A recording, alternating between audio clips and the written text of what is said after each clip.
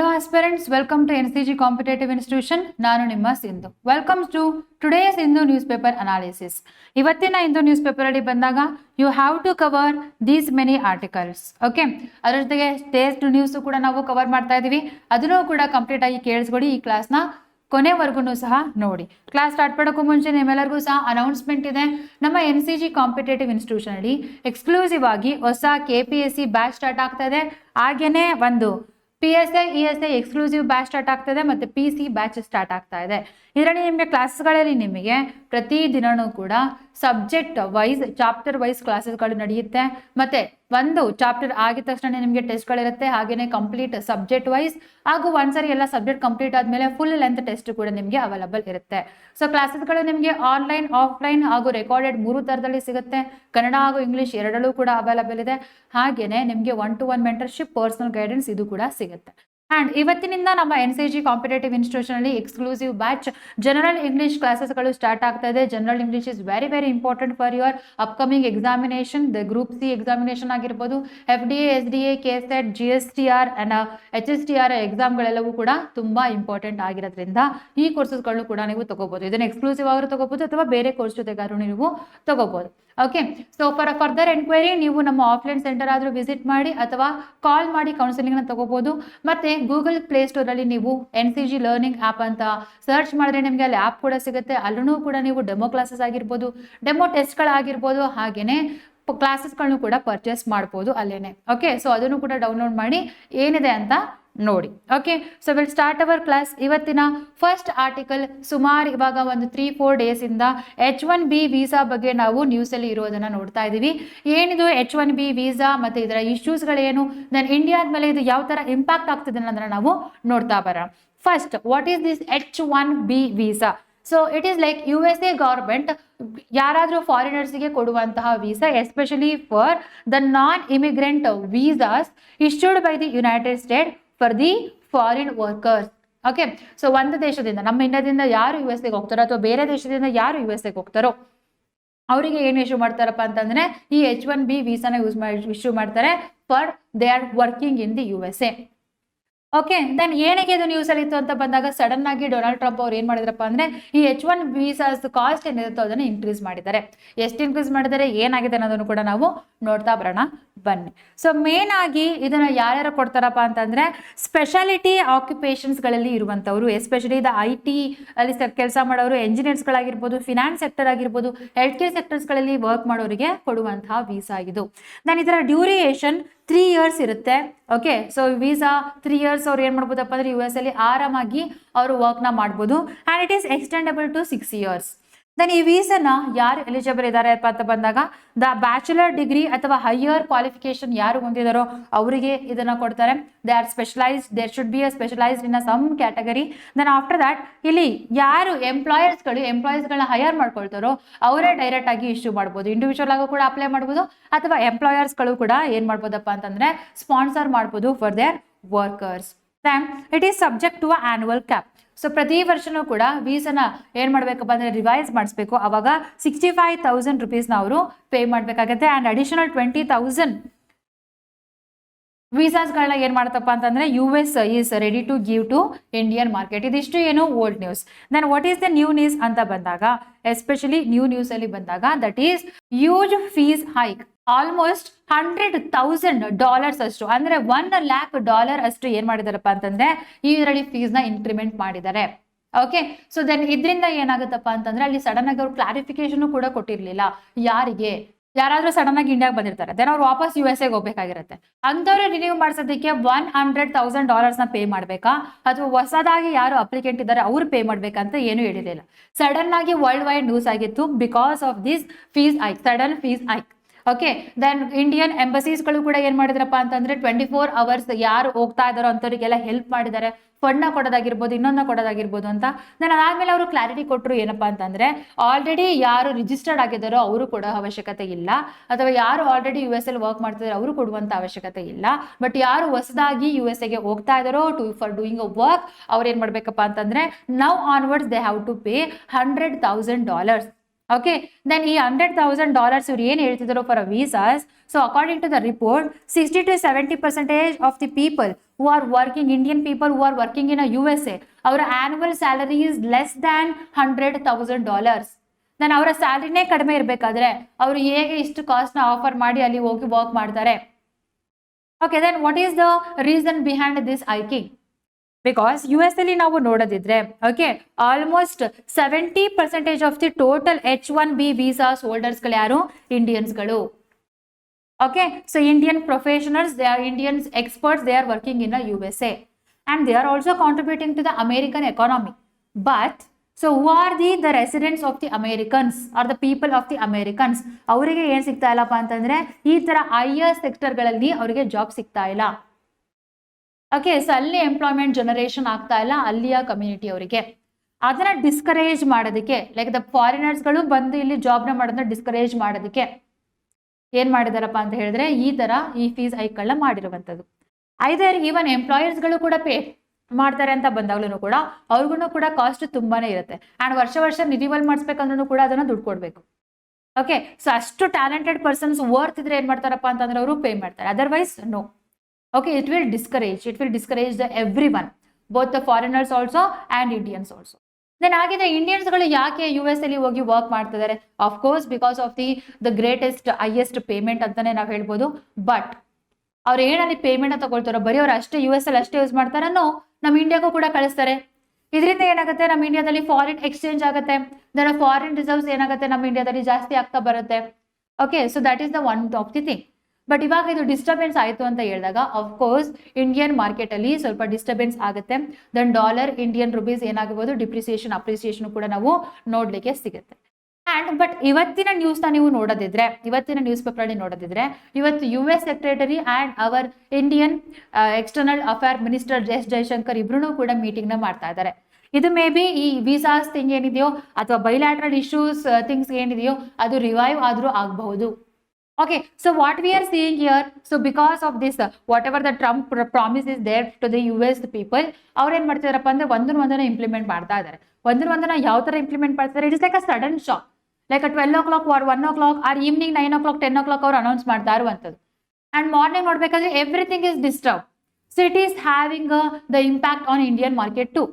So that is why we are discussing all this things. ಈ ತರ sudden ಆಗಿ ಮಾಡೋದ್ರಿಂದ ನಾವು ಇಂಡಿಯನ್ಸ್ ಕೂಡ ಅಥವಾ ಇಂಡಿಯನ್ ಗವರ್ಮೆಂಟ್ ಕೂಡ ಏನು ಮಾಡ್ಬೇಕಪ್ಪ ಅಂತಂದ್ರೆ ಈ ತರ ಸಡನ್ ಆಕ್ಷನ್ಸ್ ಗಳಿಗೆ ನಾವು ರಿಯಾಕ್ಷನ್ಸ್ ಕೂಡ ರೆಡಿ ಮಾಡ್ಕೊಂಡಿರ್ಬೇಕು, ಅಥವಾ ನಾವು ಕೂಡ ನಮ್ಮ ಜನಗಳನ್ನ ಪ್ರೊಟೆಕ್ಟ್ ಮಾಡೋದಕ್ಕೆ ಏನೆಲ್ಲ ಮೆಜರ್ಸ್ಮೆಂಟ್ ತಗೋಬೇಕೋ ಅದನ್ನ ತಗೋಬೇಕು. ಓಕೆ, ಬರೀ ಇದಿಷ್ಟೇ ಅಲ್ಲ USA ಗವರ್ಮೆಂಟ್ ಮಾಡಿರುವಂಥದ್ದು. ರೀಸೆಂಟ್ ಆಗಿ visas related there are so many things are happen, like ಇವಾಗ ಸಡನ್ ಆಗಿ ಫೀಸ್ ಹೈಕ್ ಮಾಡಿರೋದಾಗಿರ್ಬೋದು, ಮತ್ತೆ H1B modernization and rule and specially occupation definition ನ ಏನ್ ಮಾಡಿದಾರಪ್ಪ ಅಂದ್ರೆ ಟೈಟನ್ ಮಾಡಿದ್ರು. ಯಾವಾಗ? January 2025 ಅಲ್ಲಿ, ಈ ವರ್ಷನೇ. ಓಕೆ, ಸೊ ಮುಂಚೆ ಏನಾದ್ರೂ ಕೂಡ ಯಾರಾದ್ರೂ ಬರ್ಬೇಕಂದ್ರೆ ಆರಾಮಾಗಿ ಎಲ್ಲ ಆಕ್ಯುಪೇಷನ್ ಅವರು ಬರ್ಬೋದಿತ್ತು. ಬಟ್ ಇವಾಗ ಸ್ಪೆಷಾಲಿಟಿ ಇನ್ ದಟ್ ಆಕ್ಯುಪೇಷನ್ ಅವರು ಕೇಳ್ತಾ ಇದ್ದಾರೆ. Without speciality they can't come to USA and they can work in the USA. Even company ಕೊಟ್ಟರು ಕೂಡ ಈ USA ಗವರ್ಮೆಂಟ್ ಏನ್ ಮಾಡಲ್ಲ, ವೀಸಾ ಕೊಡಲ್ಲ, ದೆನ್ ಅವ್ರಿಗೆ ಅಪ್ರೂವಲ್ ಕೊಡಲ್ಲ. ಸೊ ದಟ್ ಅವ್ರು ಏನಾಗಲ್ಲ, ಅಲ್ಲಿ ಹೋಗಿ ಕೆಲಸ ಮಾಡೋದಕ್ಕೆ ಆಗೋದಿಲ್ಲ. And employers need stronger proof that job roles truly require the specialized skill or a degree directly relevant to the task. ಇದನ್ನ ಯಾರ ಕೆಲಸ? ಎಂಪ್ಲಾಯರ್ಸ್ಗಳು ಕೊಡಬೇಕಾಗಿರುವಂಥದ್ದು. So because of this strong proof and all and so many people, even ಅವ್ರಿಗೆ job ಸಿಕ್ಕಿದ್ರು ಕೂಡ ಅವರೆಲ್ಲ USA ಹೋಗೋದಕ್ಕೆ ಆಗ್ತಾ ಇಲ್ಲ. ಅಂಡ್ ರೀಸೆಂಟ್ ಆಗಿ ಆದಂತ ಇನ್ನೊಂದು ಮೆಜರ್ ಏನಪ್ಪಾ ಅಂತಂದ್ರೆ stricter visa interview. Okay, drop box waiver rules. ಮುಂಚೆ ಏನಾಗ್ತಿದಪ್ಪ ಅಂತಂದ್ರೆ ಇವನ್ ಎಲ್ಲಾ ದೇಶ ಕಂಪೇರ್ ಮಾಡಿದ್ರೆ USA ಹೋಗ್ಬೇಕು ಅಂದ್ರೆ ಅಲ್ಲಿ ಆ ಇಂಟರ್ವ್ಯೂ ತುಂಬಾ ಸ್ಟ್ರಿಕ್ಟ್ ಆಗಿ ನಡೀತಾ ಇತ್ತು. ಆ ಇಂಟರ್ವ್ಯೂ ನಾವ್ ಏನಂತ ಕರಿತೀವಪ್ಪ ಅಂದ್ರೆ ಡ್ರಾಪ್ ಬಾಕ್ಸ್ ಇಂಟರ್ವ್ಯೂ ಅಂತ ನಾವು ಕರಿತಾ ಇದ್ವಿ. ದೆನ್ ಅಲ್ಲಿ ಏನ್ ಮಾಡ್ತಿದ್ರಪ್ಪ ಅಂತಂದ್ರೆ ಕ್ವಶನ್ಸ್ಗಳನ್ನ ಕೇಳ್ತಾ ಇದ್ರು, ಬಟ್ ಅದು ಅಷ್ಟೊಂದು ಏನೋ ತುಂಬಾ ಸ್ಟ್ರಿಕ್ಟ್ ಆಗಿರ್ಲಿಲ್ಲ. ಇವಾಗ ಏನ್ ಮಾಡಿದಾರಪ್ಪ ಅಂತ ಹೇಳಿದ್ರೆ now requires in person interview. So ನೀವು ಫಿಸಿಕಲಿ ಹೋಗಿ ಪ್ರೆಸೆಂಟ್ ಇದ್ದು ಅಲ್ಲಿ they will check each and everything, all your qualification, why you are going, so what is the thing, everything. Then ಅದಾದ್ಮೇಲೆ ಎಂಟ್ರಿನ ಕೊಡ್ತಾ ಇರುವಂಥದ್ದು. ಓಕೆ, ದೆನ್ ಎಲಿಜಿಬಿಲಿಟಿ ಕ್ರೈಟೀರಿಯಾನು ಕೂಡ tighten ಮಾಡಿದ್ದಾರೆ, like passport, prior visa, timing of the appointment, then everything is qualified yeah. Then ಇದರಿಂದ ಏನಾಗ್ತದಪ್ಪ ಅಂತಂದ್ರೆ ಎಲ್ಲರಿಗೂ ಕೂಡ it is not easy to go to USA. Then ಜನಗಳು ಏನ್ ಮಾಡ್ತಾ ಇದ್ದಾರೆ, ಬೇರೆ ಬೇರೆ ದೇಶಕ್ಕೆ ಹೋಗ್ತಾರೆ. ಓಕೆ, USA ಹತ್ರ ಇರುವಂತ ದೇಶ, ಎಸ್ಪೆಷಲಿ ಕೆನಡಾಗೆಲ್ಲ ಹೋಗಿ ಫಸ್ಟ್ ಸೆಟ್ಲ್ ಆಗುವಂಥದ್ದು, ಅಲ್ಲಿಂದ ಏನ್ ಮಾಡುವಂಥದ್ದು USA ಹೋಗಕ್ಕೆ ಟ್ರೈ ಮಾಡುವಂಥದ್ದು. Okay, so because of the strict immigration policy and all, so many people they lost their life while they are moving from Canada to USA or from the South American nation to a USA and all. Okay, ಸುಮಾರು documentary ಸುಮಾರು ಫಿಲ್ಮ್ಸ್ಗಳೆಲ್ಲವೂ ಕೂಡ ಇದರಲ್ಲಿದೆ. And ಇಲ್ಲಿ ಇವರು ಇಷ್ಟೊಂದು ವೀಸಾನ tight ಮಾಡಿರೋದ್ರಿಂದ ಅಕಸ್ಮಾತ್ ಏನಾದರೂ ಇಂಡಿಯಾದಲ್ಲಿ ಎಮರ್ಜೆನ್ಸಿ ಆಯಿತು ಅಂತ ಅನ್ಕೊಳ್ಳಿ, ಅವರು ವಾಪಸ್ ಬರಬೇಕಾಗಿದೆ. ಅಂಥ ಟೈಮಲ್ಲೂ ಕೂಡ ಪಾಪ ಅವರಿಗೆ ಏನು ಸಿಗಲ್ಲ, ವೀಸಾ ಎಲ್ಲ ಸಿಗೋದೇ ಇಲ್ಲ. ಓಕೆ, ಫ್ಲೈಟ್ ಟಿಕೆಟ್ ಎಲ್ಲ ಸಿಗೋದೇ ಇಲ್ಲ. ಅಲ್ಲಿ ಚೆಕ್ಕಿಂಗ್, ಅದು ಇದು, interview, so many things are there. So total ಆಗಿ ಡಿಸ್ಟ್ರಪ್ಷನ್ ಆಗ್ತಾ ಇದೆ. So because of the one thing, because the India is not reviving its relationship with Russia, the USA government is doing all these things. ಒಂದು tariff ಹೆಚ್ಚು ಮಾಡಿದ್ರು, then double tariff ಆಯಿತು, then ಅದಾದಮೇಲೆ ಬೇರೆ ಬೇರೆ ಇಂಟರ್ನ್ಯಾಷನಲ್ ಪ್ಲಾಟ್ಫಾರ್ಮ್ಸ್ಗಳಲ್ಲಿ ಇಂಡಿಯಾನ ಕ್ರಿಟಿಸೈಸ್ ಮಾಡ್ತಾ ಇದ್ದಾರೆ. ಆ್ಯಂಡ್ ಇವಾಗ ಈ ಥರ ಸಡನ್ ಆಗಿ ಏನು ಮಾಡ್ತಿದಾರಪ್ಪ ಅಂತಂದರೆ ಹೊಸ ರೂಲ್ಸ್ಗಳನ್ನ ತರ್ತಾ ಇದ್ದಾರೆ. All these things are disturbing. So what we need at the time, so ನಮ್ಮ ಡಿಪ್ಲೊಮ್ಯಾಟ್ಸ್ಗಳು ಯಾರಿದ್ದಾರೋ ಮತ್ತು ನಮ್ಮ ಇಂಡಿಯನ್ ಗೌರ್ಮೆಂಟ್ ಏನಿದೆಯೋ ಆ್ಯಂಡ್ USA ಗೌರ್ಮೆಂಟ್ ಏನಿದೆಯೋ ಇಬ್ಬರು ಕೂತು ಮಾತಾಡಿ ಈ ಇಶ್ಯೂನ ಸಾಲ್ವ್ ಮಾಡಬೇಕು. Otherwise it will effect the common people more. Okay, so that's the thing here. Okay, so then ಇಲ್ಲಿ ಇನ್ನೊಂದು ನೀವು ಆರ್ಟಿಕಲ್ ನೋಡೋದಿದ್ರೆ ಇವತ್ತು ನ್ಯೂಸ್ ಪೇಪರಲ್ಲಿ ಏನು ಕೊಟ್ಟಿದ್ದಾರೆ, ದಿಸ್ H1B ವೀಸಾಸ್ ಪ್ರಾಬ್ಲಮ್ ಏನಿದೆಯೋ ಅದು ಯಾರಿಗೆ ಎಫೆಕ್ಟ್ ಮಾಡ್ತಿದಪ್ಪ ಅಂದರೆ ಎಸ್ಪೆಷಲಿ ದ ಯಂಗ್ ಇಂಡಿಯನ್ ವುಮೆನ್ಸ್ಗಳಿಗೆ ಜಾಸ್ತಿ ಎಫೆಕ್ಟ್ನ ಮಾಡ್ತಾ ಇದೆ ಅಂತ ಹೇಳ್ತಾ ಇದ್ದಾರೆ. C the data. ಸೊ ಮೇಲ್ ಮತ್ತು ಫೀಮೇಲ್ ರೇಷಿಯೋಸ್ಗಳನ್ನ ನಾವು ನೋಡ್ತಾ ಇದ್ರೆ, ಇನಿಷಿಯಲ್ ಎಂಪ್ಲಾಯ್ಮೆಂಟ್ ಕೊಡಬೇಕಾದ್ರೆ 63 ದೆನ್ 37 ಯಾರು ಬರ್ತಾರಪ್ಪ ಅಂದರೆ 63 ಮೇಲ್ ಆ್ಯಂಡ್ 37 ಫೀಮೇಲ್ಸ್. ನಾನು ಹೋಗ್ತಾ ಹೆಂಗಾಗುತ್ತಪ್ಪ ಅಂತಂದರೆ the male ratio will increases, the people who are continuing the jobs will increases 74 and female ratio 26ಗೆ ಇಳಿತಾ ಇದೆ. Okay, then already there is a discouraging rate is there. Then ಇದರಿಂದ ಏನಾಗ್ಬೋದಪ್ಪ ಅಂತಂದರೆ because of this H1B new ವೀಸಾದಲ್ಲಿ rate ಜಾಸ್ತಿ ಇರೋದ್ರಿಂದ the employees they will prefer the male candidate over the female candidate. ಇದರಿಂದ ಏನಾಗುತ್ತೆ, ಜೆಂಡರ್ ಡಿಸ್ಪ್ಯಾರಿಟಿ ಜಾಸ್ತಿ ಆಗುತ್ತೆ. Okay, so this is what they are saying it in today's article. Okay, so ಇದರಿಂದಲ್ಲಿ ನಿಮಗೆ question ಬಂದರೆ, ಮೇನ್ಸ್ ಕ್ವಶನ್ ಬಂದರೆ ಯಾವ ಥರ ಬರ್ಬೋದಪ್ಪ ಅಂದರೆ, examine the implications of the recent 100,000 fees imposed on the new H1B visa application for the Indian IT work force with a focus on the gender disparity. ಯಾವ ಥರ gender ಡಿಸ್ಪ್ಯಾರಿಟೀಸ್ಗೆ ಇದು ಮಾಡ್ತಾ ಇದೆ ಮತ್ತು ಇದರಿಂದ ಏನೇನೆಲ್ಲ ಇಂಪ್ಲಿಕೇಶನ್ಸ್ ಆಗ್ಬೋದು, ಒಂದು ವರ್ಕರ್ಸ್ಗಳ ಮೇಲೆ, ದೆನ್ ಇನ್ನೊಂದು ಟೋಟಲ್ ಇಂಡಿಯನ್ಸ್ ಡಯಾಸ್ಪೊರಾದ ಮೇಲೆ. Okay, so write the answer to this question. Then after that, and the important editorial of the today is that the growing relevance of the traditional medicine. Today is Ayurveda Day. Okay, September 23rd ನಾವೇನಂತ celebrate ಮಾಡ್ತೀವಪ್ಪ ಅಂದರೆ Ayurveda day ಅಂತ celebrate ಮಾಡ್ತಿದ್ವಿ. ಯಾವ ವರ್ಷದಿಂದ 2015 ಇಂದ. ಈ ವರ್ಷ ನಾವೇನು ಸೆಲೆಬ್ರೇಟ್ ಮಾಡ್ತಿದ್ದೀವೋ this is the 10th year celebration. Very important. Then ಇದನ್ನು ಯಾರು ಇನಾಗ್ರೇಟ್ ಮಾಡ್ತಿದ್ದಾರೆ, ಅವರ್ ಆಯುಷ್ ಮಿನಿಸ್ಟರಿ ಇನಾಗ್ರೇಟ್ ಮಾಡ್ತಾ ಇರುವಂಥದ್ದು. ಎಲ್ಲಿ, so all India AYUSH institution ಗೋವಾದಲ್ಲಿ. ಓಕೆ, ಇದ್ರ ಬಗ್ಗೆ ನಾವು ಆಲ್ರೆಡಿ ನ್ಯೂಸಲ್ಲಿ ಇರೋದನ್ನ ನೋಡಿದ್ದೀವಿ. ಏನೆಲ್ಲ ಇನಿಷಿಯೇಟಿವ್ಸ್ಗಳನ್ನ ಅವರು ಮಾಡ್ತಾ ಇದ್ದಾರೆ ಅದೆಲ್ಲವೂ ಕೂಡ ನಾವು ಆಲ್ರೆಡಿ ನೋಡಿದ್ವಿ. ನಾನು ಇವತ್ತಿಗೆ ಇದಕ್ಕೋಸ್ಕರ ಆಯುರ್ವೇದ ಡೇ ಇರೋದ್ರಿಂದ ಯೂನಿಯನ್ ಆಯುಷ್ ಮಿನಿಸ್ಟರಿ ಒಂದು ಎಡಿಟೋರಿಯಲ್ನ ಬರ್ತಿದ್ದಾರೆ. ಆ ಎಡಿಟೋರಿಯಲ್ ಇಂದು ನ್ಯೂಸ್ ಪೇಪರಲ್ಲಿ ಪಬ್ಲಿಕೇಶನ್ ಆಗಿದೆ. So that is why you should know about it. Okay, so Ayurveda day 2025 September 23rd 2025 ನಾವು ಸೆಲೆಬ್ರೇಟ್ ಮಾಡ್ತಾ ಇದ್ದೀವಿ. ಈ ವರ್ಷದ ಥೀಮ್ ಏನಪ್ಪ ಅಂದರೆ Ayurveda for the people and the planet. Okay, then ಈ ಆರ್ಟಿಕಲ್ ಅಲ್ಲಿ ಕಂಪ್ಲೀಟ್ ಆಗಿ ಆಯುರ್ವೇದದ ಏನೇನೆಲ್ಲ ಅಡ್ವಾಂಟೇಜ್ ಇದೆ, ಆಯುರ್ವೇದ ಸೆಕ್ಟರ್ ಯಾವ ಥರ ಗ್ರೋತ್ ಆಗ್ತಿದೆ ಅನ್ನೋದನ್ನ ಕೊಟ್ಟಿದ್ದಾರೆ. So we have to see this one and it is very good article ಅಂತಲೇ ನಾವು ಹೇಳ್ಬೋದು. ಈ ಆಯುರ್ವೇದ ಡೇನ ನಾವು ಯಾರಿಗೆ ಸೆಲೆಬ್ರೇಟ್ ಮಾಡ್ತೀವಪ್ಪ ಅಂತಂದರೆ it's the like we are celebrating the birth anniversary of the Dhanvantari. Okay, so is the father of the Ayurveda. ಇವರ ಬರ್ತ್ ಆನಿವರ್ಸರಿಗಳನ್ನ ನಾವು ಸೆಲೆಬ್ರೇಟ್ ಮಾಡ್ತಾ ಇರುವಂಥದ್ದು. ಓಕೆ, ಸೊ ಆಯುರ್ವೇದ ಏನು ಮೆಡಿಸಿನ್ಸ್ ಇದೆಯೋ ಅದು both curative also preventive also. ಡಿಸೀಸ್ಗಳು ಬಂದಾಗ ಅದನ್ನು ಕ್ಯೂರೇಟಿವ್ ಆಗು ಕೂಡ ನೀವು ಮೆಡಿಸನ್ ತಗೋಬಹುದು, ಅಥವಾ ಡಿಸೀಸ್ ಬರೋದಕ್ಕೂ ಮುಂಚೆನೆ ಅದನ್ನು ಪ್ರಿವೆಂಟಿವ್ ಮೆಡಿಸನ್ ಆಗು ಕೂಡ ನೀವು ತಗೋಬಹುದು. And Ayurveda what ever the traditional medicines we are saying, ಇದು ಬರೀ ನಮ್ಮ ಇಂಡಿಯಾದಲ್ಲಿ ಅಷ್ಟೇ ಇರೋದಾ? ನೋ. ಓಕೆ, ಸೊ ಬೇರೆ ದೇಶಗಳಲ್ಲೂ ಇದೆ, especially China, Australia and India. These are all very famous for this traditional medicine. So WHO ಒಂದು ರಿಪೋರ್ಟ್ನ ಕೊಟ್ಟಿದೆ, ವರ್ಲ್ಡ್ ಹೆಲ್ತ್ ಆರ್ಗನೈಸೇಷನ್. ಇದ್ರ ಪ್ರಕಾರ almost 88% of it's member state. Okay, so out of 194, 170 nations, 88% of the nations of the WHO, they are using the traditional medicine. Okay. Then ಅದರಲ್ಲೂ ಕೂಡ ಬಂದಾಗ main ಆಗಿ low and middle income ನೇಷನ್ಸ್ಗಳಲ್ಲಿ ಇದನ್ನ ಜಾಸ್ತಿ use ಮಾಡ್ತಾ ಇದ್ದಾರೆ ಇನ್ನ traditional medicine. Okay, why? Because of it's the preventive care which is giving by this and also the curative care also ಇದರಿಂದ ಸಿಗ್ತಾ ಇದೆ ನಮಗೆ. ಹಾಗೇನೆ accessibility and affordability is also easier compared to the western medicine. That is why the 88% of the nations who are belongs to the WHO they are using the traditional medicine. ನಾನು ಇಲ್ಲಿ ನಾವು market ಅಲ್ಲಿ ನೋಡ್ತಾ ಬಂದ್ರೆ 2025 ಅಲ್ಲಿ ಅಥವಾ ಆಯುರ್ವೇದಿಕ್ ಅಥವಾ traditional medicine market ಅನ್ನು ನೋಡಿದ್ರೆ 583 billion is there, the market worth. Then it has the potential to growth every year 10 to 20%. Every year 10 to 20% ಅಷ್ಟು ಗ್ರೋ ಆಗುವಂತ ಪೊಟೆನ್ಷಿಯಲ್ ಇದೆ. ಅಂಡ್ ಹೈಯೆಸ್ಟ್ ಯಾರು ಇದರಲ್ಲಿ ಕಾಂಟ್ರಿಬ್ಯೂಷನ್ ಇದೆಪ್ಪ ಅಂತಂದ್ರೆ that is the Chinese traditional medicine. $122.4 billion ಅಷ್ಟು Chinese medicine ಇಂದ ಬರ್ತಾ ಇದೆ. ದೆನ್ ಆಫ್ಟರ್ ದಟ್ ನಮ್ಮ ಇಂಡಿಯನ್ ಮೆಡಿಸನ್ ಇಂದ $43.4 billion. ದೆನ್ ಅದಾದ್ಮೇಲೆ ಆಸ್ಟ್ರೇಲಿಯಾದಿಂದ $3.97 billion ಕಾಂಟ್ರಿಬ್ಯೂಷನ್ ಇದರಿಂದ ಬರ್ತಾ ಇರುವಂತದ್ದು. ಓಕೆ, ಸೊ ದಟ್ ಮೀನ್ಸ್ ಇಲ್ಲಿ ಏನ್ ತೋರಿಸ್ತಪ್ಪ ಅಂತಂದ್ರೆ so even the along with the traditional medicine tradition method ಏನಿದೆಯೋ ಟ್ರೆಡಿಷನಲ್ ಮೆಡಿಸಿನ್ಸ್ ಏನಿದೆಯೋ ಅದು ಕೂಡ ಇಂಪಾರ್ಟೆಂಟ್ ರೋಲ್ ಪ್ಲೇ ಮಾಡುತ್ತೆ ಅನ್ನೋದನ್ನ ತೋರ್ತಾ ಇದ್ದಾರೆ ಇಲ್ಲಿ. Okay, so next after that India's Ayurvedic transformation ನೋಡೋಣ. ಇಂಡಿಯಾದಲ್ಲಿ ಯಾವ ತರ ಇದೆ ಅಂತ ಈ ಮಾರ್ಕೆಟ್ ಅಂತ ಬಂದಾಗ ಇಂಡಿಯಾದಲ್ಲಿ ಅಂಡರ್ ಆಯುಷ್ ಇಂಡಸ್ಟ್ರಿ ಕೆಳಗಡೆ ಓಕೆ, ಸೊ ಆಯುಷ್ ಕೆಳಗಡೆ ಬಂದಾಗ there are around 92,000 micro small and medium enterprises are there. And ಇದು ನೆಕ್ಸ್ಟ್ ಇನ್ ಫ್ಯೂಚರ್ ಅಲ್ಲಿ 8th fold ಅಷ್ಟು ಇನ್ಕ್ರೀಸ್ ಆಗುವಂತ ಪೊಟೆನ್ಷಿಯಲ್ ಕೂಡ ಇದೆ. ದೆನ್ ಸೊ ಮ್ಯಾನುಫ್ಯಾಕ್ಚರಿಂಗ್ ಸೆಕ್ಟರ್ ಅಲ್ಲಿ ಬಂದಾಗ ಇದರ ರೆವಿನ್ಯೂ ನಾವು ನೋಡೋದಿದ್ರೆ ಸೊ 2014 and 15 ಅಲ್ಲಿ ಬಂದಾಗ ಜಸ್ಟ್ 21,000 ಇತ್ತು.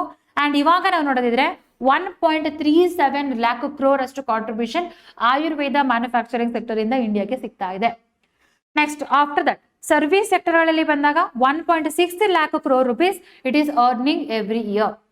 ದೆನ್ ಅದು ಅಲ್ದಾನೆ ಸೊ ಆಯುಷ್ ಮತ್ತೆ ಅರ್ಬಲ್ ಪ್ರಾಡಕ್ಟ್ಸ್ ಗಳು ವರ್ತ್ ಆಲ್ಮೋಸ್ಟ್ 1.54 billion ಅಷ್ಟು ನಾವೆಲ್ಲಿ ನೋಡ್ತಿದೀವಪ್ಪ ಅಂದ್ರೆ ಮೋರ್ ದನ್ 150 ಕಂಟ್ರೀಸ್ಗಳಲ್ಲಿ ಸೇಲ್ ಆಗ್ತಿರೋದನ್ನ ನೋಡ್ತಾ ಇದ್ವಿ. Next along with that one Ayush system gained the formal recognition as a medical system in a several nations, which is offering both the economic opportunities and a global software projects. ನಾವಿಲ್ಲಿ ನೋಡೋದಿದ್ರೆ so scientific validation of the and global expansion ನೋಡ್ತಾ ಬರೋಣ. So ನಮ್ಮ ಇಂಡಿಯಾದಲ್ಲಿ almost 95% of the rural areas they are using the traditional medicine, whereas in urban area it is 96%. Here compared to the rural area, urban area they are preferring more traditional medicine. Okay, this data is also very important. 2020 to 2023 ಅಲ್ಲಿ for the first time home consumption survey ಮಾಡಿದಾಗ AYUSH related ಸರ್ವೆನೂ ಕೂಡ ಮಾಡಿದ್ರು ಅದರ data ಪ್ರಕಾರ. Next after that Ayurveda is emerging as a preferred choice for the rejuvenation and a preventive care in our India. Then whatever the global expansion is there ಅಥವಾ whatever the safety validation ಅಥವಾ drug development ಮಾಡೋದಾಗ್ಲಿ medicine procurement ಮಾಡೋದಾಗ್ಲಿ ಇದೆಲ್ಲನೂ ಕೂಡ ಕೆಲವೊಂದು ಇನ್ಸ್ಟಿಟ್ಯೂಷನ್ಸ್ಗಳು together they are working. ಯಾವುದಪ್ಪ ಅಂತ ಬಂದಾಗ ಒಂದು Ayush, then after that the institute of teaching and research in Ayurveda, second one is national institute of Ayurveda, then fourth one is central council for the research in the Ayurvedic sciences. ಇದಿಷ್ಟು ಇನ್ಸ್ಟಿಟ್ಯೂಷನ್ಗಳು together they are working. Okay, so these institutions mainly working on the clinical validation ಆಗಿರ್ಬೋದು, drug standardisation ಆಗಿರ್ಬೋದು, integrating the traditional knowledge with the modern medicinal practice ಇದಿಷ್ಟು ಬಗ್ಗೆನೂ ಕೂಡ they are working. ಇದರಿಂದ ಏನಾಗ್ತಿದೆಪ್ಪ ಅಂತಂದ್ರೆ global expansion ಕೂಡ ಆಗ್ತಾ ಇದೆ. According to the research report ಸಿಯರ್ so there are 25 bilateral agreements are happened, 52 institutional partnership has happened, 43 Ayush information cells across 39 countries are opened. Then 15 academic chairs in the foreign universities are opened for the Ayurveda or the Ayush thing. Okay, so very important. Okay, so it is expanding globally. ನಮ್ಮ Indian traditional knowledge ಏನಿದೆಯೋ ಅದು expand ಆಗ್ತಾ ಇದೆ. ದೆನ್ ನಾವು ಗುಜರಾತ್ ಅಲ್ಲಿ ನೋಡೋದಿದ್ರೆ WHO global traditional medicine centre ಕೂಡ ಓಪನ್ ಆಗಿದೆ. ಓಕೆ, ಸೊ ಇದೆಲ್ಲಿ ಗುಜರಾತ್ ಅಲ್ಲಿ ವೆರಿ ಇಂಪಾರ್ಟೆಂಟ್ ಇದು ಕೂಡ ನಿಮಗೆ. Then so it is also signifying the milestone aimed at harnessing traditional medicine's potential through the modern science, digital health and the emerging technologies including the artificial intelligence. ಇವಾಗ ಎಲ್ಲವೂ ಕೂಡ traditional knowledge ಜೊತೆಗೆ modern medicine ನ ಇನ್ಕ್ಲೂಸ್ ಮಾಡೋದ್ರ ಜೊತೆಗೆ ಏನು ಕೂಡ infuse ಮಾಡೋದ್ರ ಬಗ್ಗೆ ಸೊ ಈ WHO global traditional medicine centre is working on it. ಇದೆಲ್ಲವೂ ಕೂಡ important. Whenever they are asking about your traditional knowledge ಅಥವಾ traditional medicine you can add all these things. Okay, so remember all these things. ಇದೆಲ್ಲವೂ ಕೂಡ point ಮಾಡಿ ಇಟ್ಕೊಳ್ಳಿ. Then ಈ AI ನ use ಮಾಡೋದ್ರಿಂದ ಏನೇನೆಲ್ಲ ಆಗುತ್ತೆ ನಮ್ಮ ಆಯುರ್ವೇದದಲ್ಲಿ? It will strengthen the clinical validations of the Ayurveda, then enable the big data analytics, then enhance the predictive care with in the Ayurveda and related symptoms. ಆಯುರ್ವೇದದಲ್ಲಿ ಬಂದಾಗ ಒಂದು ಏನು ಪ್ರಾಬ್ಲಮ್ ಅಪ್ಪ ಅಂತಂದ್ರೆ ರಿಸರ್ಚ್ ಆ್ಯಂಡ್ ಅನಾಲಿಸಿಸ್ ಪ್ರಾಬ್ಲಮ್ ಇದೆ. Okay, then the drug development problem ಇದೆ. ಅದನ್ನೆಲ್ಲವೂ ಕೂಡ ಏನು ಮಾಡ್ಬೋದಪ್ಪ ಅಂದ್ರೆ ನಾವು ಕಡಿಮೆ ಮಾಡ್ತಾ ಬರ್ಬೋದು. Okay, next so India's leadership and future perspective heading ಕೆಳಗಡೆ ಏನು ಕೊಟ್ಟಿದ್ದಾರಪ್ಪ ಅಂತಂದ್ರೆ ಇಂಡಿಯಾ ಒಂದು ಗ್ಲೋಬಲ್ ಲೀಡರ್ ಆಗ್ಬೋದು ಈ ಟ್ರೆಡಿಷನಲ್ ಮೆಥಡ್ ಅಲ್ಲಿ by promoting the health care that is which is preventive, which is very very affordable, which is inclusive and sustainable. So India's Ayurveda represent not only a medical system but a wellness movement that bridges the traditional knowledge with the contemporary needs. Okay, so that's the thing, that is what they are saying it in a conclusion part. So this day today we are celebrating as the Ayurveda day. Then ಇಲ್ಲಿ ನಾವು ಏನು ಮಾಡಬೇಕಪ್ಪ ಅಂತಂದ್ರೆ we have to approach the sustained and a balanced healthcare service sector in India. And we should become a global leader in the world to give the traditional knowledge to everyone and to act as a preventive healthcare sector. So ನಮ್ಮ India already medical tourism ಅಲ್ಲಿ number 1 place ಅಲ್ಲಿ ಇದೆ. Then ಇದೇ ತರ ನಾವು ಆಯುರ್ವೇದನು ಕೂಡ promote ಮಾಡಿದ್ವಿ ಅಂತಂದ್ರೆ ಇನ್ನೂ ನಾವು ಏನಾಗ್ತೀವಪ್ಪ ಅಂತಂದ್ರೆ we will make a noise in world wide. Okay, so India has a potential, India can do it ಅನ್ನೋದನ್ನ ಇಲ್ಲಿ ಹೇಳ್ತಾ ಇರುವಂಥದ್ದು. ಸೊ ನಿಮಗೆ ಕ್ವಶನ್ ಬಂದ್ರೆ ಯಾವ ತರ ಬರ್ಬೋದು? So I gave you both prelims question and mains questions here. Consider the following statement about Ayurveda Day.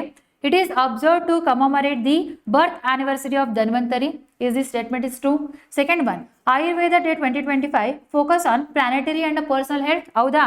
This is the theme. Check mark. The day is observed by Ministry of Environment and Forest and Climate Change. Howda? So ಯಾರು ಅನ್ನೋದನ್ನ check ಮಾಡಿ. So what is the right answer for the first question ನನಗೆ comment ಮಾಡಿ ತಿಳಿಸಿ. Then ನಿಮಗೆ mains question ಬಂದ್ರೆ ಯಾವ ತರ ಬರ್ಬೋದು? Both in UPSC and KPSC. Ayurveda is not merely a system of medicine but a holistic approach to a sustainable well-being. Discuss the relevance of the Ayurveda Day 2025 in the context of India's traditional knowledge and a global health diplomacy. Try to write the answer to this question. Next one, next important one.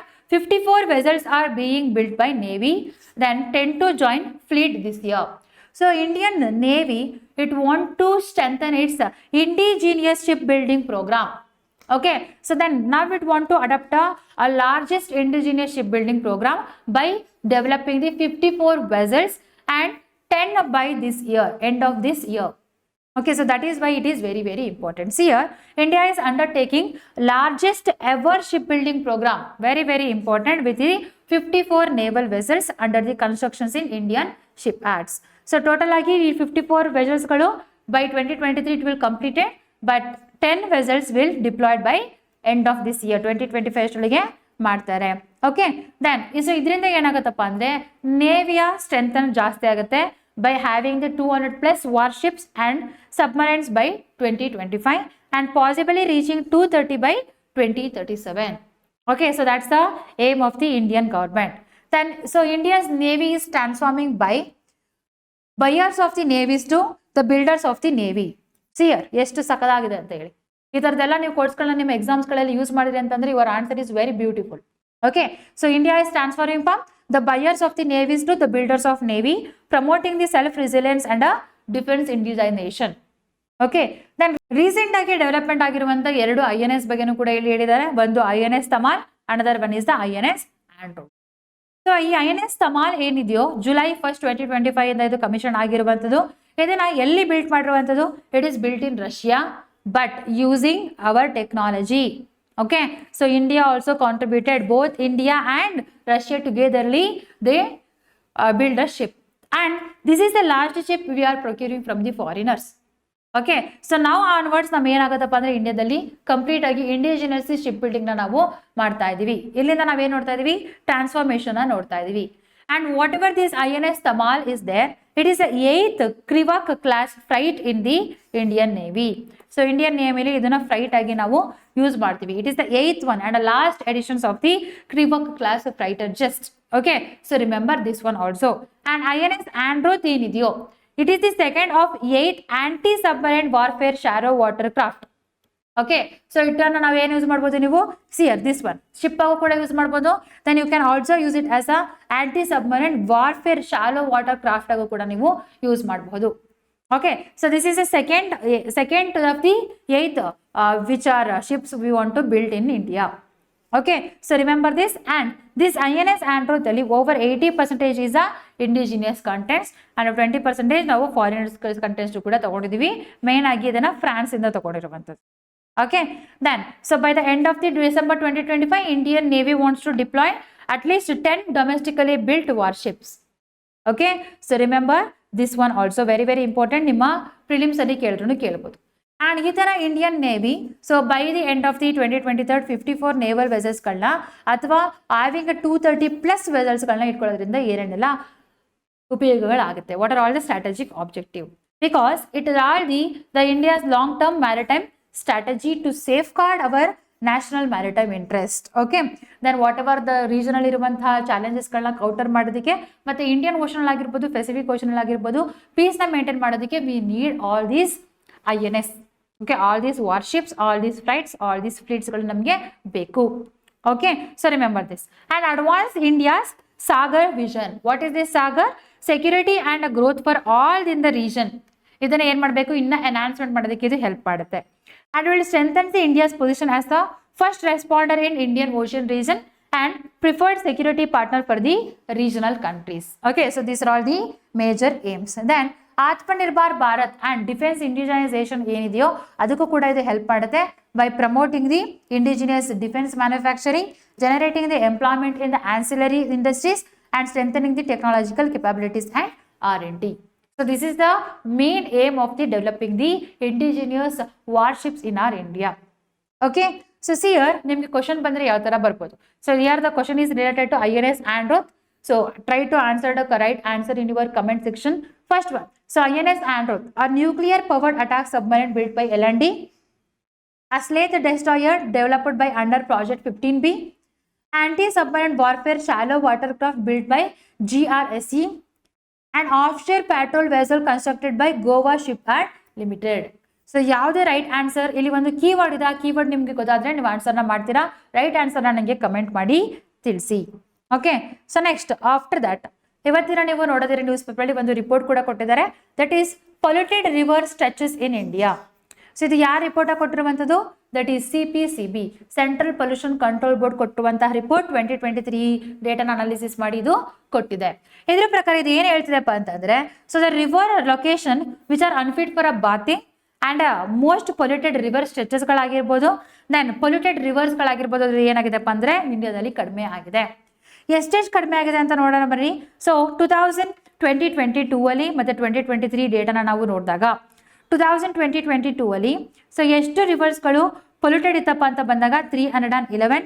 Now the number is reduce to 396. Okay, so remember it, number of rivers which are polluted ಆಗಿರೋದ್ರಿಂದ reduce ಆಗಿರುವಂಥದ್ದು almost ಇಲ್ಲಿ ನಾವು ನೋಡ್ತಾ ಬಂದ್ರೆ ನಮಗೆ 10 ರಿಂದ 15 ರಿವರ್ಸ್ಗಳು complete ಆಗಿ ಇವಾಗ ಕ್ಲೀನ್ ಆಗಿರುವಂಥದ್ದು ಕಾಣಿಸ್ತಾ ಇದೆ. And rivers which are unfit for a bathing the number ಕೂಡ ರೆಡ್ಯೂಸ್ ಆಗಿದೆ. 2022 ಅಲ್ಲಿ ಬಂದಾಗ there are 815 locations are unfit for bathing. Now it is reduce to 807. Then so the most polluted ರಿವರ್ಸ್ಗಳಲ್ಲಿ ಬಂದಾಗ 2022 ಅಲ್ಲಿ ಬಂದಾಗ 45 stretches were most polluted and now it is number is reduce to 37. ಹಾಗಿದ್ರೆ water pollution reduce ಆಗಿದೆಯಾ? ಹಾಗಿದ್ರೆ water pollution reduce ಆಗಿದೆಯಾ? No. But government ಏನು initiative ತಗೊಂಡಿದೆಯೋ ಅದರಿಂದ ಕೆಲವೊಂದು ರಿವರ್ಸ್ಗಳನ್ನ ನಾವೇನು ಮಾಡ್ತಿದೀವಿ, ಪ್ರೊಟೆಕ್ಟ್ ಮಾಡ್ತಿದೀವಿ ಅನ್ನೋದನ್ನ ಇಲ್ಲಿ ಹೇಳ್ತಾ ಬಂದಿದ್ದಾರೆ.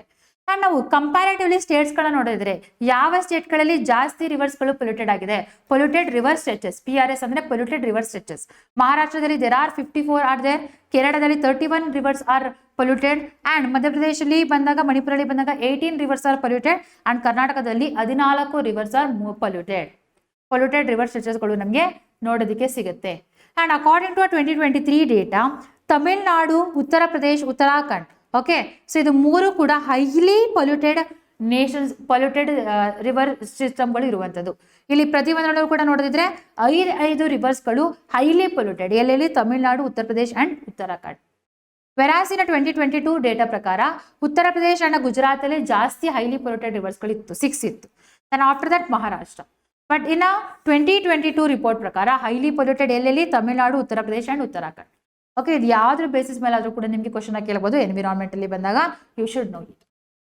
Okay, then they are also speaking about the BOD content in the river system is also reduced.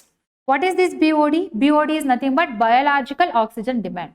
So the definition of biological oxygen demand andre ಏನಪ್ಪಾ ಅಂದ್ರೆ, that is how much oxygen is consumed by bacteria or the microorganism when they are decomposing. Okay, so ಯಾವುದೋ ಒಂದು bacteria ಆಗಿರ್ಬೋದು ಅಥವಾ ಯಾವುದೋ ಒಂದು micro organisms ಆಗಿರ್ಬೋದು, ಯಾವಾಗ ಅದು ಡಿಕಂಪೋಸ್ ಆಗ್ತಾ ಇರುತ್ತೋ ಅವಾಗ ಎಷ್ಟು ಆಕ್ಸಿಜನ್ ಅಂತ ಕನ್ಸ್ಯೂಮ್ ಮಾಡುತ್ತೆ, ನಾವು ಅದನ್ನ ಬಯಾಲಜಿಕಲಿ ಆಕ್ಸಿಜನ್ ಡಿಮ್ಯಾಂಡ್ ಅಂತ ಕರಿತೀವಿ. ಈ ರಿವರ್ಗಳಲ್ಲಿ ಏನೆಲ್ಲ ಪೊಲ್ಯೂಷನ್ ಇದೆಯೋ ಅದನ್ನ ತಿನ್ನೋರು ಯಾರು, ಅದನ್ನ ಕ್ಲೀನ್ ಮಾಡೋರು ಯಾರು? All these micro organisms are the bacterias.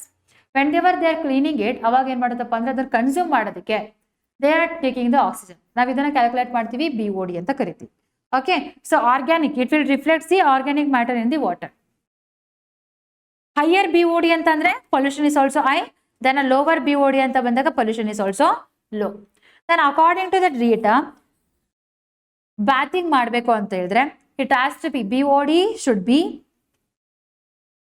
3 mg per liter. Okay, if it is more than 3 mg per liter, it is unfit for the bathing. If it is less than 3 mg per liter, then it is good for bathing. Then, so how they will calculate the priority sector? There are polluted, most polluted sectors anta bandaga, alli the BOD should be more than 30 mg per liter. So ಯಾವ reverse ಗಳಲ್ಲಿ the BOD biological oxygen demand is more than 30 mg per liter, ಅಂತಹ reverse ಗಳು most polluted ಅಂತ ನಾವು consider ಮಾಡ್ತೀವಿ.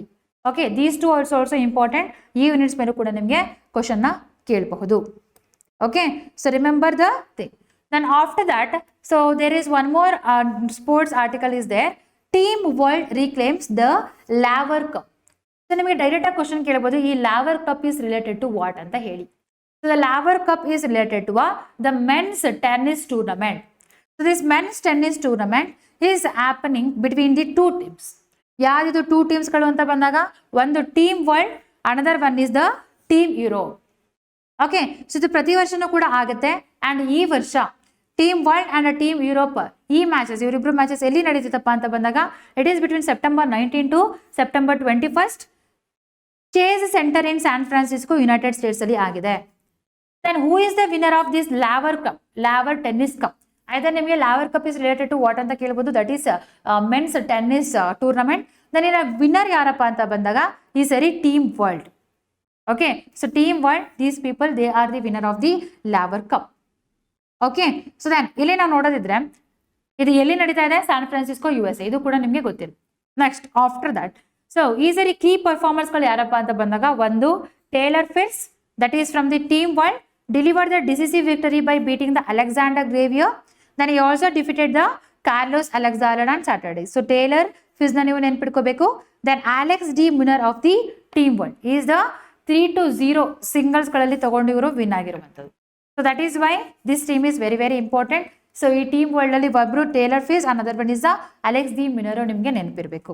Okay, so then ಇದು ಈ team world ಇವ್ರು ಏನ್ ಗೆದ್ದಿದ್ದಾರೋ, ಸೊ ಈ ಸರಿ there's win is 3rd time ಅವರು ವಿನ್ ಆಗಿರುವಂಥದ್ದು ಈ ಲಾವರ್ ಕಪ್ ನ. ಟೋಟಲ್ ಆಗಿ ಎಷ್ಟು ಎಡಿಷನ್ ನಡೆದಿದೆ? ಟೋಟಲ್ ಆಗಿ 8 ಎಡಿಷನ್ಸ್ಗಳು ನಡೆದಿದೆ. ಅದರಲ್ಲಿ 3 ಟೈಟಲ್ಸ್ಗಳು ಯಾರೇ ಸಿಕ್ಕಿದೆಪ್ಪ ಅಂತಂದ್ರೆ ಟೀಮ್ ವರ್ಲ್ಡ್ಗೆ ಸಿಕ್ಕಿರುವಂಥದ್ದು. So very very important. Sports ಅಲ್ಲಿ ಬಂದಾಗ ನಿಮಗೆ ಇದು ಇಂಪಾರ್ಟೆಂಟ್ ಆಗಿರುತ್ತೆ. ನಾವು ಸ್ಟೇಟ್ ನ್ಯೂಸ್ ಅಲ್ಲಿ ನೋಡೋದಿದ್ರೆ there are 2 articles are there. ಒಂದು, children in urban slums are suffering from the moderate food poverty. ಈ ರಿಪೋರ್ಟ್ ನ ಯಾರು ಕೊಟ್ಟಿದ್ದಾರಪ್ಪ ಅಂತಂದ್ರೆ 2 ಇನ್ಸ್ಟಿಟ್ಯೂಟ್ಗಳು ಕೊಟ್ಟಿರುವಂಥದ್ದು. ಒಂದು the Bengaluru medical college, another one is the research institute of the Bengaluru. Okay, so ಇವರಿಬ್ರು ಸೇರ್ಕೊಂಡು ಏನ್ ಮಾಡಿದಾರಪ್ಪ ಅಂತಂದ್ರೆ ಈ ರಿಪೋರ್ಟ್ ಕೊಟ್ಟಿರುವಂಥದ್ದು. ಆ ರಿಪೋರ್ಟ್ ಟೈಟಲ್ ಏನಪ್ಪಾ ಅಂದ್ರೆ the prospective observational study to determine the energy and protein advocacy in children age 2 to 5 years in the urban field of Bengaluru. Then ಇದನ್ನ ಯಾರು ಪಬ್ಲಿಷ್ ಮಾಡಿರುವಂಥದ್ದು? ಕ್ಯೂರಿಯಸ್ ಅವರು ಪಬ್ಲಿಷ್ ಮಾಡಿದ್ದಾರೆ. ಆಥರ್ಸ್ಗಳು ಇದೆಲ್ಲವೂ ಕೂಡ ಇಂಪಾರ್ಟೆಂಟ್ ಅಲ್ಲ, ನಿಮಗೆ ಯಾವ ಇನ್ಸ್ಟಿಟ್ಯೂಟ್ ಅಂತ ಮಾತ್ರ ಇಂಪಾರ್ಟೆಂಟ್ ಆಗಿದೆ. Then they studied between the October 2024 to December 2024 in the urban slums of the Bengaluru. And sample size ನೋಡಿ, this is 110 childrensಗಳು, the age between 2 to 5 years ಅವ್ರನ್ನ ಇವ್ರು ಏನು ಮಾಡಿದಾರಪ್ಪ ಅಂತಂದ್ರೆ ಚೆಕ್ ಮಾಡಿದ್ದಾರೆ. ಮೇನ್ ಆಗಿ ಅಂಗನವಾಡೀಸ್ಗಳಲ್ಲಿ ಹೋಗಿ ರ್ಯಾಂಡಮ್ ಆಗಿ ಚೆಕ್ ಮಾಡಿರುವಂಥ ಸ್ಯಾಂಪಲ್ಸ್ಗಳು. ದೆನ್ ಇವರು ಯಾವ್ಯಾವ ನ್ಯೂಟ್ರಿಷನಲ್ ಅಸೆಸ್ಮೆಂಟ್ ಟೂಲ್ಸ್ಗಳನ್ನ ಯೂಸ್ ಮಾಡಿದಾರಪ್ಪ ಅಂದರೆ anthropometric measures which is used by the WHO to check the growth charts, and other one is the UNICEF and the WHO dietary diversity scores and repeated 24 hours diet recall method used by over a week. ಇದಿಷ್ಟು ಮೆಥಡ್ನ use ಮಾಡಿ ಇವರು ಹೇಳಿರುವಂಥದ್ದು. Then what are all the key findings ಈ ಡೇಟಾದಲ್ಲಿ ನೋಡೋದಿದ್ರೆ almost energy advocacy ನಾವು ನೋಡೋದಿದ್ರೆ only 27.27% of the children are getting the daily energy requirement, and the only 16.36% of the children they are getting the daily protein requirement. And both energy and protein advocacy ಗಳಲ್ಲಿ ನೋಡಿದ್ರೆ ಎರಡು energy and protein ಇಬ್ಬರಿಗೂ ಕೂಡ ಎಷ್ಟು ಚೆನ್ನಾಗಿ ಸಿಗ್ತದೆ ಅಂತಂದ್ರೆ only 8.69 children are getting both energy and protein.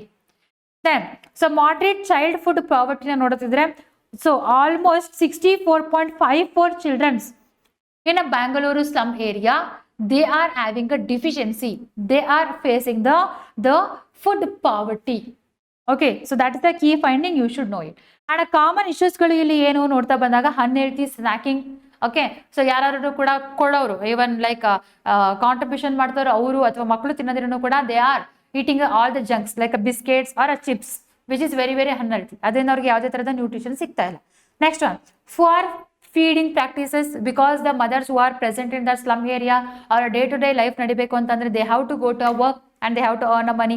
Then after that, low intake of the fruits ಗಳಾಗಿರ್ಬೋದು, pulses ಆಗಿರ್ಬೋದು, meat ಆಗಿರ್ಬೋದು, food restriction during the illness ಗಳಾಗಿರ್ಬೋದು, lack of dietary diversity. So these are all the common issues because of we are seeing the energy advocacy, protein advocacy, both energy and protein advocacy, total agi it is leading to the child food poverty in the Bangalore slum area. Whatever the data we are discussing, it is not related to Bangalore also, it is common in all the metropolitan cities in our India. So that is why this data is also very, very important. And they also identified the significant risk factor. Okay, so they ಏನಕ್ಕೆ ಇದು control ಆಗ್ತಾ ಇಲ್ಲ, what are all the significant risk factor which are there in Bengaluru slum area ಅಂತ ಬಂದಾಗ, ಒಂದು low parental education, and second one low socio economic status, and third one is the nuclear family, care ಟೇಕರ್ಸ್ಗಳು ಅಷ್ಟು ಇರೋದಿಲ್ಲ, and fourth one is the birth order, late born childrens they are at the more risk, then cultural feeding practices are there, then illness related to a food restriction. So these are all the factors which are restricting the nutritional intakes of the children. Okay, then broader implications ಗಳಲ್ಲಿ ಬಂದಾಗ as I said, it is not only unique to a Bengaluru, it is common in across the India.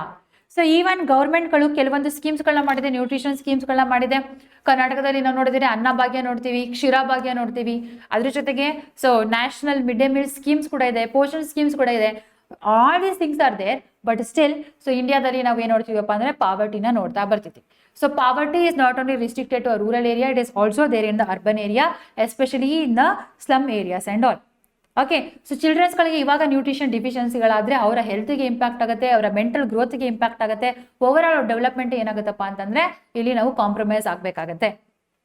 So ನಾವು the government and the NGOs and other ಕಾಮನರ್ಸ್ಗಳು ಎಲ್ಲರೂ together ಆಗಿ ಏನು ಮಾಡಬೇಕಪ್ಪ ಅಂತ ಹೇಳಿದ್ರೆ they have to come up and ಅವ್ರು ಏನು ಮಾಡಬೇಕು, ನ್ಯೂಟ್ರಿಷನ್ನ ಪ್ರಮೋಟ್ ಮಾಡಬೇಕು, ಚೈಲ್ಡ್ ಹೆಲ್ತ್ನ ಡೆವಲಪ್ಮೆಂಟ್ ಮಾಡಬೇಕು, ಓವರ್ ಆಲ್ ಚೈಲ್ಡ್ ಡೆವಲಪ್ಮೆಂಟ್ಗೆ ಅವರು ಕಾಂಟ್ರಿಬ್ಯೂಷನ್ನ ಮಾಡಬೇಕು. So that's the conclusion, you can write. Okay, so ನಿಮಗೆ ಕ್ವಶನ್ ಬಂದರೆ ಸೊ ಯಾವ ಥರ ಬರ್ಬೋದು ಅಂತ ಬಂದಾಗ, so question may come like this: despite the preference of the targeted nutrition scheme, malnutrition and dietary inadequacy remains high among the preschool children in the urban slums. Okay, so even measures ತಗೊಂಡಿರೋ ಕೂಡ ಇದು ಜಾಸ್ತಿ ಇದೆ.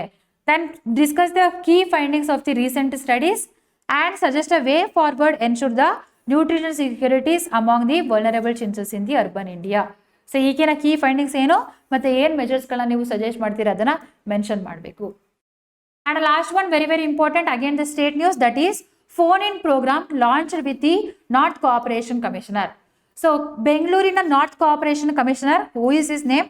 So name is that Pommalla Sunil Kumar ಅವರು ಏನು ಮಾಡಿದಾರಪ್ಪ ಅಂತಂದರೆ ಒಂದು ಫೋನ್ ಇನ್ ಪ್ರೋಗ್ರಾಮ್ನ ಲಾಂಚ್ ಮಾಡಿದ್ದಾರೆ. What is the program name? Connect with the citizen. Okay, civic redressal initiative, very very important. Okay, so connect with the citizen ಅನ್ನುವಂಥ ಪ್ರೋಗ್ರಾಮ್ನ ಇಲ್ಲಿ ಇಂಪ್ಲಿಮೆಂಟ್ ಮಾಡಿರುವಂಥದ್ದು. It is launched by the north corporation commissioner Pommalla Sunil Kumar. So ಇದು ಯಾವಾಗಿಂದ start ಆಗ್ತಾ ಇದೆ, ಜಾರಿಗೆ ಬರ್ತಾ ಇದೆ, September 26 ಇಂದ ಬರ್ತಾ ಇದೆ.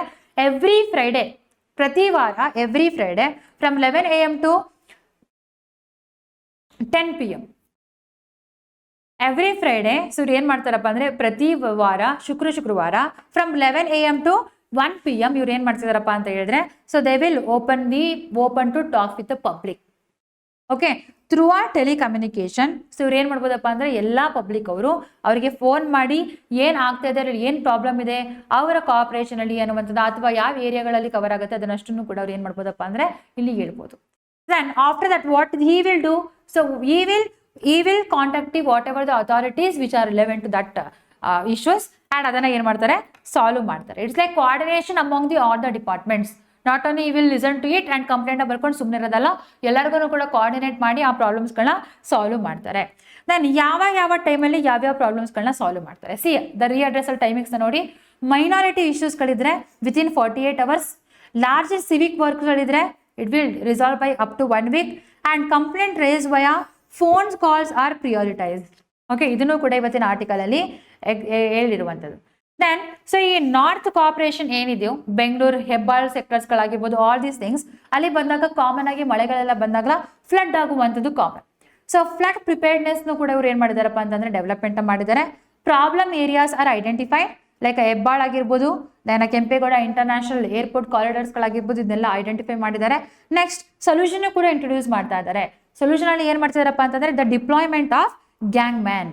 ನಿಮ್ಗೆ ಎಕ್ಸಾಂಪಲ್ ನೆಕ್ಸ್ಟ್ ಕೇಳ್ಬೋದು, ಗ್ಯಾಂಗ್ ಮ್ಯಾನ್ ಅಂದ್ರೆ ಯಾರು, ಇವನೊಬ್ಬ ರೌಡಿನಾ ಏನೇನೋ ಅಂತ. So nothing but the gang man is nothing but the local labourer residing in a flood prone area. So ಏನ್ ಮಾಡ್ತಾರಪ್ಪ ಅಂದ್ರೆ ಅವ್ರನ್ನ ಒಂದು ಗ್ಯಾಂಗ್ ಮ್ಯಾನ್ ಅಂತ ರಿಪೋರ್ಟ್ ಮಾಡಿ ಅವ್ರು ಏನ್ ಮಾಡ್ತಾರಪ್ಪ ಅಂದ್ರೆ ಏನಾದ್ರೂ ಈ ತರ ಫ್ಲಡ್ ಸಿಚುವೇಶನ್ ಇದ್ರೆ ಇಮಿಡಿಯೇಟ್ ಆಗಿ ಇವ್ರನ್ನ ಕಾಂಟ್ಯಾಕ್ಟ್ ಮಾಡ್ಬೋದು ಡೈರೆಕ್ಟ್ ಆಗಿ. ಸೊ ದಟ್ ಎಲ್ಲ ಪ್ರಿಪರೇಷನ್ ಮತ್ತೆ ಜನಗಳನ್ನ ರೆಸ್ಕ್ಯೂ ಮಾಡೋದಕ್ಕೆ ಏನೇನ್ ಮಾಡ್ಬೇಕು ಅದನ್ನೆಲ್ಲ ಪ್ರಿಕಾಷನ್ಸ್ಗಳನ್ನ ಇವರು ತಗೋ. See, the quick response system within 5 minutes of the flooding is happening, ಆ ಸ್ಪಾಟ್ಸಿಗೆ ಹೋಗಿ ಅವ್ರು ಏನು ಮಾಡ್ತಾರಪ್ಪ ಅಂದರೆ ಕ್ಲಿಯರೆನ್ಸ್ ಮಾಡ್ತಾರೆ. ಇದರಿಂದ ಏನಾಗುತ್ತೆ, rapid intervention and water logging control ಕೂಡ ಆಗುತ್ತೆ and it will prevent the traffic congestion in Bengaluru. Okay, then so ನಾವಿಲ್ಲಿ ನೋಡೋದಿದ್ರೆ, so what is the purpose of this initiative or what are all the significance of this initiative? To enable the citizens to raise the civic grievance directly to the commissioner via phone. Next one, reduce the dependency on the physical attention at the offices. ಹೋಗಿ office ಮುಂದೆ ಹೋರಾಟ ಮಾಡಬೇಕು, ಕಾಯಬೇಕು ಅಂತಾನೆ ಏನು ಕೂಡ ಇಲ್ಲ. Then promote the accountability and transparency. Accountability and transparency ಹೇಗೆ, ಸೊ ಬೇರೆ ಬೇರೆ ಡಿಪಾರ್ಟ್ಮೆಂಟ್ಸ್ಗಳಿಗೆ ಕೋಆರ್ಡಿನೇಷನ್ ಮಾಡೋದ್ರಿಂದ, ಈ ಥರ ಸೊ ಹೊಸ ಲೋಕಲ್ ಲೀಡರ್ಸ್ಗಳನ್ನ ಅಪಾಯಿಂಟ್ಮೆಂಟ್ ಮಾಡೋದ್ರಿಂದ, and enhance the public trust. ಇದಿಷ್ಟು ಮಾಡೋದ್ರಿಂದ ಪಬ್ಲಿಕ್ ಟ್ರಸ್ಟ್ ಕೂಡ ಜಾಸ್ತಿ ಆಗುತ್ತೆ and it will ensure the efficient redressal. Then so ಈ ಸಿಸ್ಟಮ್ ಕೂಡ, ಈ ಇನ್ಸ್ಟಿಟ್ಯೂಟ್ ಏನಿದೆಯೋ ಅದು ಕೂಡ ನೀಟಾಗಿ ವರ್ಕ್ ಆಗುತ್ತೆ. ಸೊ ಟೋಟಲ್ ಆಗಿ they are focusing on the governance. So governance ಅಲ್ಲಿ ನಿಮಗೆ ಈ ಕ್ವಶನ್ ಬರುತ್ತೆ. So that is why it is very very important.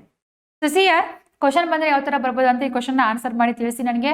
Last question of the day, under connect with the citizen program which of the following is true? Program is conducted physically at the ward office. ಹೌದಾ? Second one, citizen can call the commissioner directly every Friday. A technical team is present to route complaints to relevant the departments. Fourth one, complaints are resolve within 3 months. So what is like ಇವೆರಡರಲ್ಲಿ 4ರಲ್ಲಿ ಯಾವ statement correct ಆಗಿದೆ? Options are they. ಯಾವ option write ನನಗೆ ಕಮೆಂಟಲ್ಲಿ ತಿಳಿಸಿ. Okay, so that's it. ಇಷ್ಟು ಆರ್ಟಿಕಲ್ಸ್ಗಳನ್ನ ನೀವು ನ್ಯೂಸ್ ಪೇಪರಲ್ಲಿ ಕವರ್ ಮಾಡಬೇಕು. ಕವರ್ ಮಾಡಿದರೆ yes you did it, congratulation. So ಇದೇ ಥರ ಎವ್ರಿ ಡೇ ನಾವು ನಮ್ಮ NCG ಕಾಂಪಿಟೇಟಿವ್ ಇನ್ಸ್ಟಿಟ್ಯೂಷನಲ್ಲಿ ಎಡಿಟೋರಿಯಲ್ ಅನಾಲಿಸಿಸ್, ನ್ಯೂಸ್ ಪೇಪರ್ ಅನಾಲಿಸಿಸ್ನ ನಾವು ಮಾಡ್ತಾ ಇದ್ದೀವಿ. ಪ್ರತಿದಿನ ವೀಡಿಯೋಸ್ಗಳನ್ನ ನೋಡಿ ನೋಟ್ಸ್ ಮಾಡ್ಕೊಳ್ಳಿ, ನಿಮ್ಮ ಪ್ರಿಪರೇಷನ್ನ ಚೆನ್ನಾಗಿ ಮಾಡಿ. ನಮ್ಮ NCG ಕಾಂಪಿಟೇಟಿವ್ ಇನ್ಸ್ಟಿಟ್ಯೂಷನಲ್ಲಿ ಹೊಸದಾಗಿ KPSC, PSI, PC ಹಾಗೂ ಜನರಲ್ ಇಂಗ್ಲಿಷ್ ಬ್ಯಾಚಸ್ ಸ್ಟಾರ್ಟ್ ಆಗ್ತಾ ಇದೆ. ಇದು ನಿಮಗೆ ಆನ್ಲೈನ್, ಆಫ್ಲೈನ್, ರೆಕಾರ್ಡೆಡ್ ಮೂರಲ್ಲೂ ಕೂಡ ಸಿಗುತ್ತೆ. ಆ್ಯಂಡ್ ನಮ್ಮ ಲರ್ನಿಂಗ್ ಆ್ಯಪ್ NCG ಲರ್ನಿಂಗ್ ಆ್ಯಪಲ್ಲೂ ಕೂಡ ನೀವು ಇದನ್ನು ಅಸೆಸ್ ಮಾಡ್ಬೋದು. ಓಕೆ, ಅಥವಾ ಇಲ್ಲಿ ಕೆಳಗಡೆ ಕಾಣಿಸಿರುವ ನಂಬರಿಗಾದರೂ ಕಾಲ್ ಮಾಡಿ. ನಮ್ಮ ಆಫ್ಲೈನ್ ಸೆಂಟರ್ ವಿಜಯನಗರಗಳಿದೆ, ಬಂದು ಒಂದ್ಸರಿ ವಿಸಿಟ್ನ ಮಾಡಿ. ಓಕೆ, ಸೊ ನಿಮ್ಮ ಪ್ರಿಪರೇಷನ್ ಎನ್ಹಾನ್ಸ್ ಮಾಡಿ, ಚೆನ್ನಾಗಿ ಓದಿ. ಇಷ್ಟನ್ನು ಹೇಳ್ತಾ ಇವತ್ತಿನ ಕ್ಲಾಸ್ನ ನಾನು ಮುಗಿಸ್ತಾ ಇದ್ದೀನಿ. ಪುನಃ ನಾಳೆ ಸಿಗೋಣ. ಅಲ್ಲಿವರೆಗೂ ಎಲ್ಲರಿಗೂ ಕೂಡ ಟೇಕ್ ಕೇರ್, ಬಾಯ್ ಬಾಯ್.